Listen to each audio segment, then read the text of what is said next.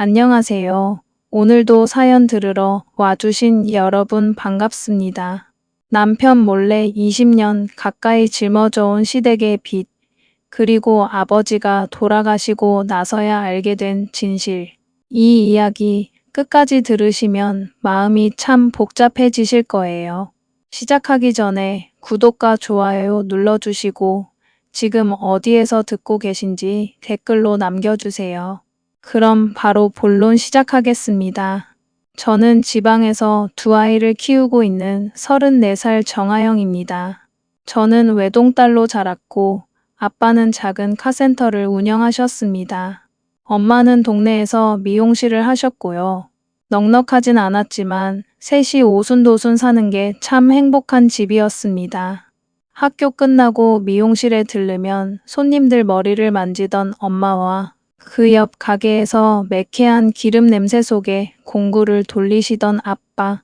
저녁이 되면 셋이 모여 밥을 먹는 게 저에게는 당연한 하루였어요. 아빠는 늘 묵묵히 차를 고치셨습니다. 날카로운 부품에 손등이 찢어져도 반창고 하나 대충 붙이고는 또다시 고개를 파묻고 작업하시던 모습이 지금도 눈에 선해요. 엄마 역시 작은 미용실에서 온종일 서서 손님들 수다를 받아주며 머리를 만지셨죠. 두 분은 저를 키우는 재미와 소소한 일상의 기쁨으로 하루하루를 견디셨습니다. 아빠는 술도 거의 안 하시고 담배도 안 피우시는 그야말로 건강 하나는 자신 있다고 늘 말씀하시던 분이었습니다.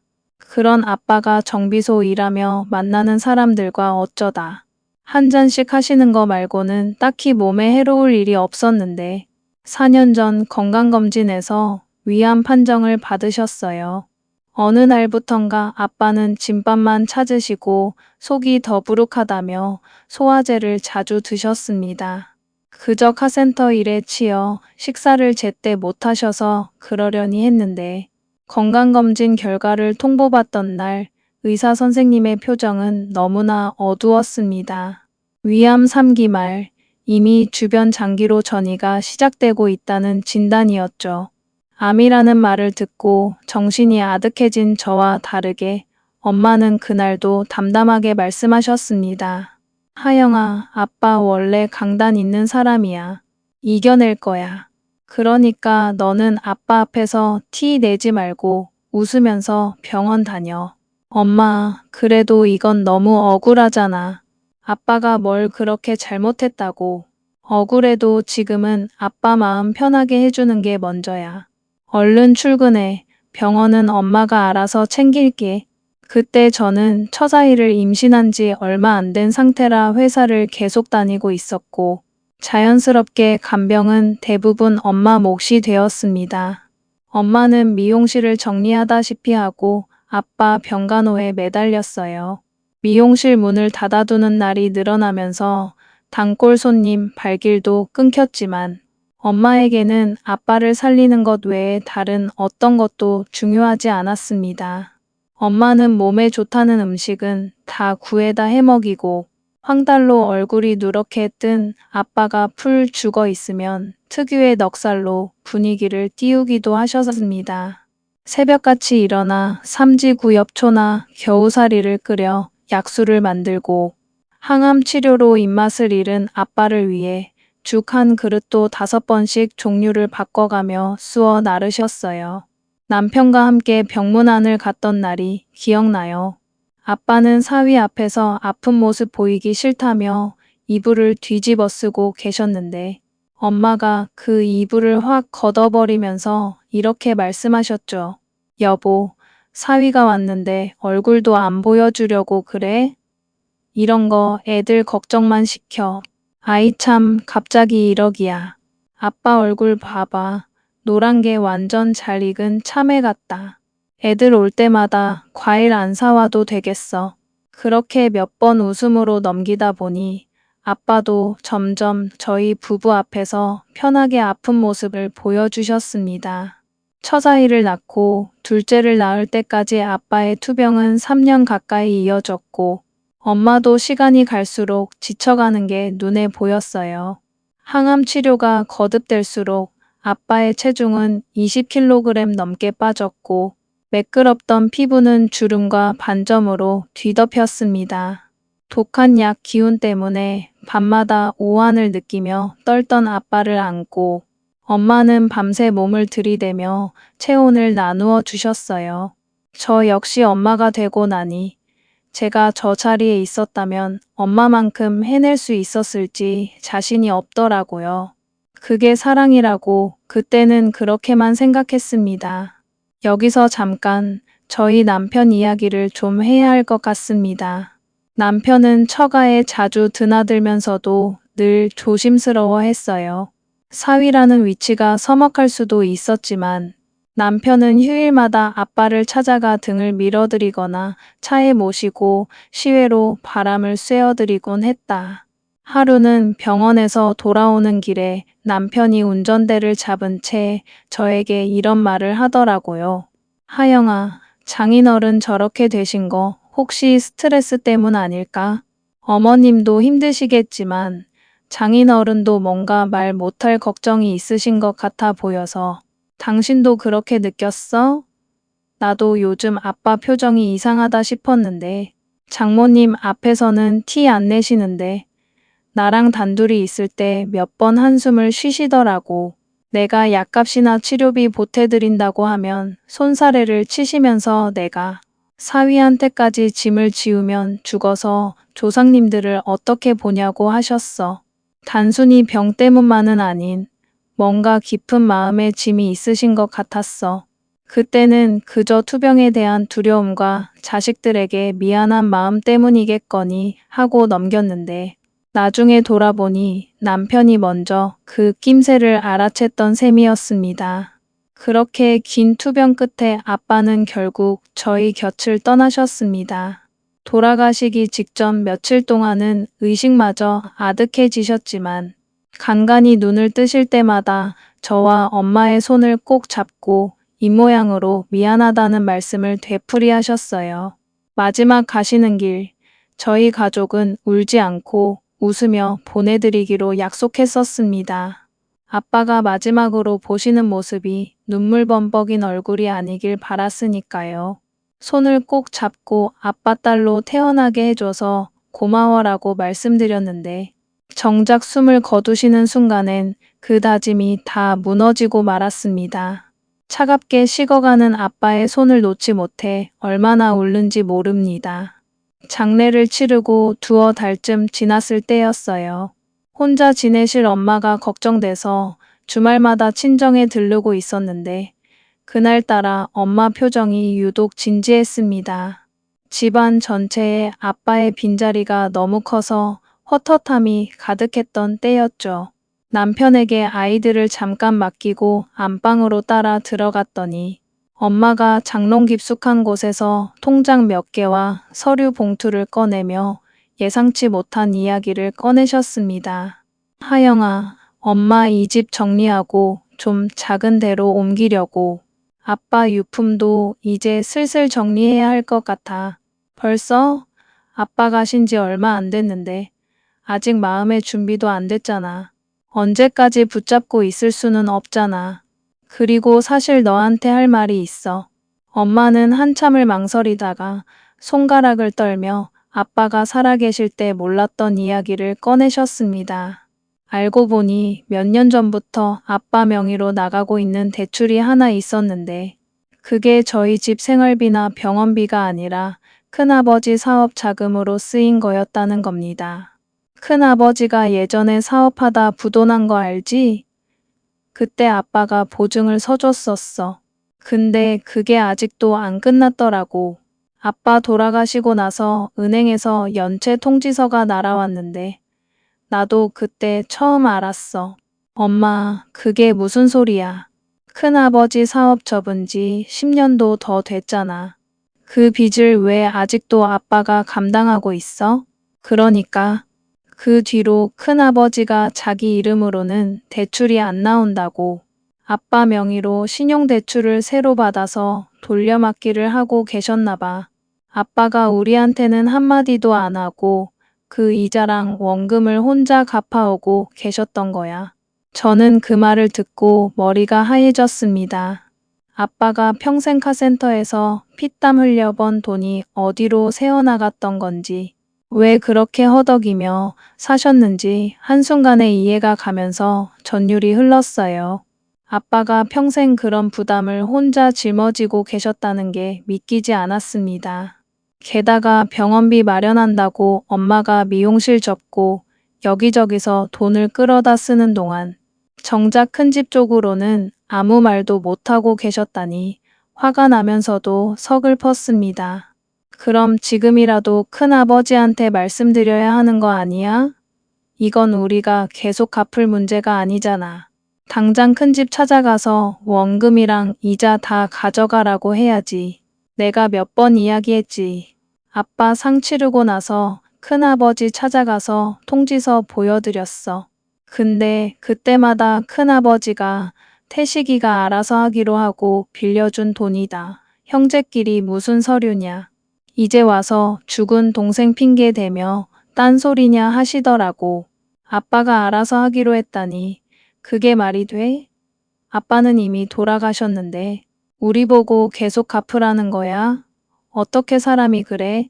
그날 엄마와 저는 처음으로 큰아버지 대기야기를 놓고 언성을 높였습니다.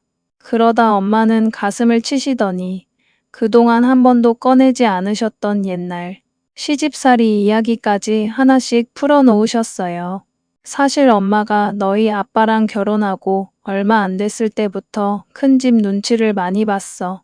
큰아버지가 장남이라고 명절마다 나한테 전 부치라 산적 구부라 시키면서 정작 큰엄마는 손 하나 까딱 안 했거든.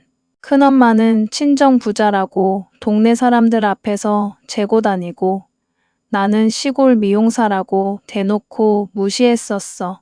그때도 너희 아빠는 형님 앞에서는 찍소리도 못했어. 그게 그 사람 성격이었어. 엄마도 그때 그렇게 힘들었으면서 왜 나한테는 한 번도 말 안 했어? 말해봤자 뭐가 달라지니? 너희 아빠 성격에 형한테 한 소리도 못하고 가운데서 안절부절 못할 게 눈에 선한데 그냥 내가 참고 말지 하고 살았지. 근데 지금 생각해보면 그렇게 참기만 하니까 큰아버지가 아빠를 더 만만하게 보고 그런 엄청난 짐까지 지운 것 같아. 내 미련함이 아빠를 죽인 것 같기도 하고 엄마는 눈물을 훔치며 자책하셨습니다. 저는 그 이야기를 들으며 엄마와 아빠가 각자의 방식으로 오랜 세월 같은 사람 앞에서 눈치를 보며 살아오셨다는 걸 알게 되었습니다. 시간이 지날수록 엄마가 그동안 얼마나 속으로만 속상함을 사귀고 계셨는지 조금씩 알게 되었어요. 집을 정리하기로 한 이상 더는 미룰 수 없어서 저는 아빠가 가장 오래 머물던 카센터의 옆 작은 사무실을 정리하러 갔습니다. 먼지가 하얗게 앉은 책상이며 오래된 정비 서류들을 하나씩 상자에 담다가 책상 맨 아래 서랍이 굳게 잠겨 있는 걸 발견했어요. 열쇠가 어디 있는지 몰라 망설이다가 어차피 버릴 책상이라 드라이버로 힘을 주어 강제로 열어보았습니다. 그 안에는 각종 은행 대출 서류들과 낡은 다이어리 몇 권, 그리고 차마 보내지 못한 편지 봉투 여러 장이 들어 있었습니다. 봉투 위에는 형님께, 하영 엄마에게 같은 글씨가 서툴게 적혀 있었죠. 이상한 예감이 들어서 저는 먼지 쌓인 바닥에 주저앉아 다이어리부터 펼쳐 읽기 시작했습니다. 몇 년 전부터 적힌 내용들이었는데 빛바랜 종이 위에 아빠의 삐뚤빼뚤한 글씨체로 적힌 글을 읽으면 읽을수록 저는 숨을 쉴 수 없을 만큼 가슴이 턱 막혀왔습니다. 제가 알던 순박하고 허허 웃던 아빠와는 또 다른 고통과 절망에 몸부림치던 아빠의 진짜 얼굴이 그 안에 있었습니다. 2016년 3월 12일 형님이 또 돈 이야기를 꺼냈다. 이번에는 정말 마지막이라고 하셨지만 벌써 몇 번째인지 모르겠다. 아내한테는 차마 말을 못하겠다. 하영이 대학 등록금도 빠듯한데 형님 사업 정리하는데 또 보증을 서달라고 하신다. 거절하면 아버지 제사도 못 지내게 할 기세라 결국 또 도장을 찍고 말았다. 형님은 내 사정을 다 아시면서 어떻게 이러실 수 있을까? 밤새 잠이 오지 않는다. 2017년 11월 2일 오늘 은행에서 독촉 전화가 왔다. 형님 사업이 또 어려워졌다고 한다. 이번엔 정말 안 된다고 나도 살아야겠다고 말씀드렸는데 형님이 아버지 산소 앞에서 대성통곡을 하시며 동생이 형을 죽이려 한다고 고함을 치셨다. 그 모습을 보니 마음이 무너졌다. 결국 또 서류에 도장을 찍었다. 나는 왜 이렇게 사람이 약할까? 아내와 딸에게는 절대 알리고 싶지 않다. 우리 가족까지 이 수렁에 빠뜨릴 수는 없다. 2019년 5월 21일 위가 계속 쓰리다. 병원에 가봐야 하는데 검사비도 아깝고 시간이 없다. 형님 쪽 이자가 밀려서 또 내 통장에서 자동이체로 나가버렸다. 아내가 미용실 접고 부업까지 하면서 생활비를 보태는데 정작 그 돈의 일부가 형님 빚 메우는데 흘러가고 있다는 걸 알면 얼마나 속상해할까. 말할 수가 없다. 이건 내가 짊어지고 가야 할 짐이다. 밤마다 가슴이 타들어가는 것 같다. 2020년 8월 9일 결국 위암 진단을 받았다. 스트레스 때문이라고 의사가 그랬다. 어쩐지 웃음이 났다. 형님 빚 갚느라 애쓴 세월이 결국 내 몸을 이렇게 만들었나 보다. 그래도 하영이한테는 절대 이 이야기를 하지 않을 것이다. 아빠가 무능해서 형님한테 이용만 당했다는 걸 알면 하나뿐인 딸이 얼마나 실망하고 아빠를 경멸할까. 그게 제일 두렵다. 2021년 3월 5일 아내가 요즘 부쩍 여기저기 아르바이트를 다닌다. 병원비 보낸다고 고생하는데 사실 그 돈의 일부가 아직도 형님 대출 이자로 나가고 있다는 걸 아내는 모른다. 미안하다. 정말 미안하다. 이 사실을 무덤까지 가지고 가려 했는데 요즘은 자꾸 겁이 난다. 내가 죽고 나면 저 불쌍한 사람 혼자 이 짐을 어떻게 감당할까? 2021년 12월 3일 큰형님이 병문안을 오셨다.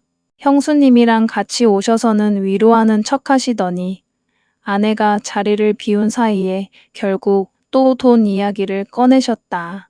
태식아, 너 죽고 나면 이 대출명의 변경이 복잡해지니까 미리 연장 서류에 도장 좀 찍어다오 하셨다.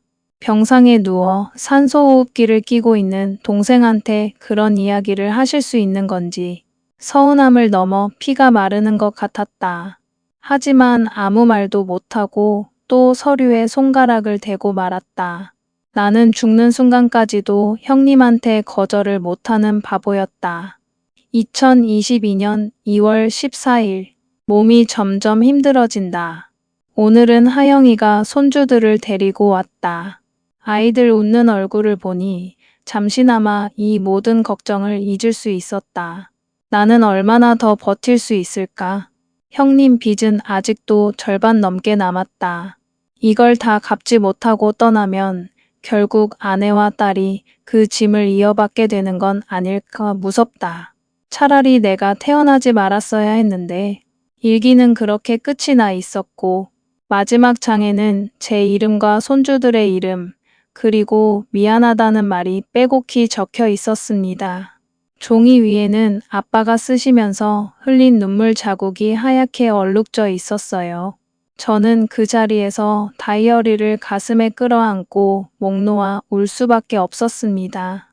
아빠가 얼마나 외롭고 외로운 싸움을 해오셨을지, 형이라는 사람의 뻔뻔함 앞에서 얼마나 피눈물을 흘리셨을지 상상조차 되지 않았습니다. 며칠 밤을 새우며 아빠가 남긴 은행 서류들과 거래 내역을 하나씩 정리해보니 아빠 명의로 남아있는 빚이 생각보다 훨씬 큰 액수였습니다. 수천만 원에 달하는 원금에 매달 나가는 이자만 해도 어마어마했죠. 저는 그날로 결심했습니다. 아빠가 평생 혼자 짊어지셨던 이 짐을, 그리고 큰 집의 모렴치함을 이제는 세상에 제대로 밝혀야겠다고요. 우선 엄마에게 그 다이어리를 보여드렸습니다. 엄마는 처음엔 에이, 설마 너희 아빠가 나한테까지 거짓말을 했겠니 하며 믿지 않으려 하시다가 아빠의 손때 묻은 필체로 적힌 그 처절한 고백들을 읽어나가기 시작하셨어요. 쪽수가 넘어갈수록 엄마의 손이 떨리더니 마침내 병문안 와서 도장을 찍게 했다는 대목에 이르러서는 통곡을 터뜨리셨습니다. 내가 그렇게 손가락 마디가 꺾여라 아르바이트하고 식당 일까지 다니며 번 돈이 그 인간 형님 빚 갚는 데 들어갔다는 거야? 나는 하나도 몰랐어. 그런 줄도 모르고 아빠한테 병원비 많이 나온다고 타박이나 하고 엄마도 몰랐던 거잖아. 아빠가 끝까지 말을 안 한 거고 저 사람들이 아빠를 벼랑 끝으로 몰아세운 거야. 당신은 왜 그렇게 혼자만 짊어지고 살았어? 나한테 한마디만 해줬어도 됐잖아. 나 그럼 그 형님한테 가서 멱살이라도 잡고 따졌을 텐데 왜 혼자 그 고통을 다 안고 가? 엄마는 그날 이후 며칠을 알아누우셨습니다. 저 역시 큰아버지 댁에 대한 분노와 배신감으로 밤마다 잠을 이루지 못했습니다. 그리고 마침 아빠 돌아가신 지 100일이 되는 날이 다가왔어요. 친척들이 한자리에 모이는 제사 자리가 마련되었죠. 큰아버지, 큰엄마, 그리고 고모 부부까지 다 모이는 자리였습니다. 저는 그 자리가 바로 아빠의 억울함을 풀 기회라고 생각했습니다. 제사가 끝나고 친척들이 거실에 다 같이 둘러앉아 음식을 나누어 먹을 때 저는 가방에서 미리 정리해둔 대출 내역서와 아빠의 일기장 복사본을 꺼내 상 위에 던지듯 올려놓았습니다. 큰아버지, 여쭤볼 게 있어서 자료를 좀 가져왔습니다. 이 대출 서류들 전부 저희 아빠 명의로 되어 있는데요. 원금과 이자가 지난 몇 년간 아빠 통장에서 빠져나갔습니다. 이거 큰아버지 사업 자금으로 쓰인 거 맞으시죠? 순간 시끌벅적하던 거실 자리가 차갑게 침묵했습니다. 큰아버지는 젓가락을 내려놓으며 당황한 기색을 감추지 못하셨어요. 그게 예전에 내가 사정이 안 좋을 때 태식이가 잠깐 도와준 건데 그건 다 지나간 옛날 일이잖니. 옛날 일이요? 옛날 일이 아니라 아빠 돌아가시기 불과 며칠 전까지도 이자가 빠져나가고 있었습니다. 여기 아빠가 병상에서 쓰신 일기에도 다 적혀 있어요. 큰아버지가 아빠 산소호흡기 끼고 누워 계실 때 병문안 오셔서 무슨 말씀하셨는지 기억나세요? 죽기 전에 대출 연장 도장 찍어달라고 하셨다면서요. 제 말이 끝나자마자 상 위에 모여있던 친척들 사이에 웅성거림이 퍼졌습니다. 옆에 있던 고모가 당황한 듯 얼른 끼어들며 저를 나무랐어요. 하영아, 너 지금 어른한테 무슨 버르장머리니? 어디서 감히 큰아버지한테 대들어? 그런 유치한 돈 계산은 이 자리에서 꺼낼 게 아니야. 돌아가신 내 아빠가 하늘에서 보시면 참 좋아하시겠다.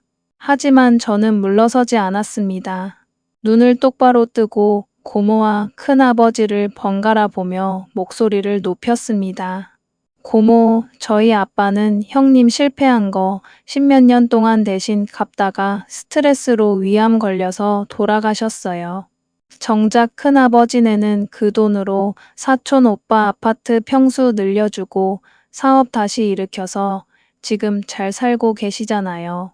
저희 엄마는 미용실 접고 부업 뛰면서 아빠 간병하셨는데 이게 어떻게 옛날 일이라고 넘어갈 문제인가요? 그러자 가만히 있던 큰엄마가 피식 웃으며 거들고 나섰습니다. 얘 하영아, 말이 바르지 못하구나. 태식이가 동생으로서 형님 어려울 때 자발적으로 도와준 거지.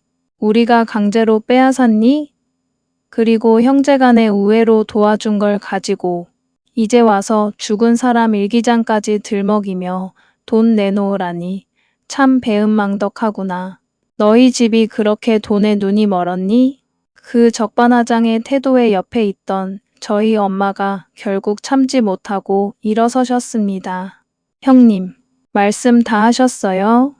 내 남편 죽어갈 때 당신들 단돈 10만 원이라도 보태준 적 있어?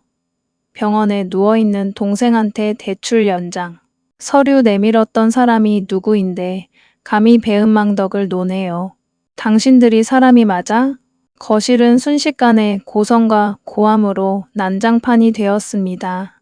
큰아버지는 얼굴이 불그락 푸르락 하시더니 결국 상을 엎을 기세로 자리를 박차고 나가버리셨습니다.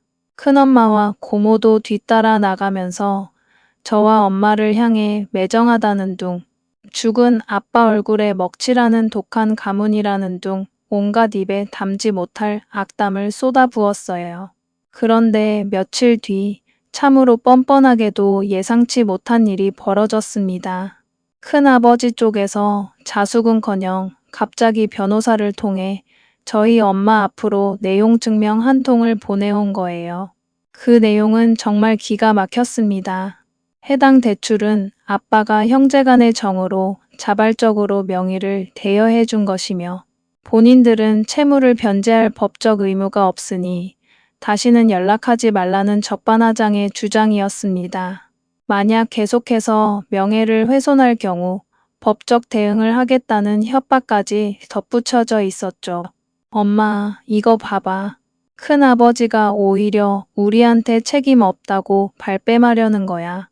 사람이 어떻게 이렇게까지 악해질 수 있지? 세상에 내 남편이 저 인간 사업 살려준다고 평생을 피눈물 흘리며 고생했는데 죽고 나니까 이렇게 오리발을 내밀다니.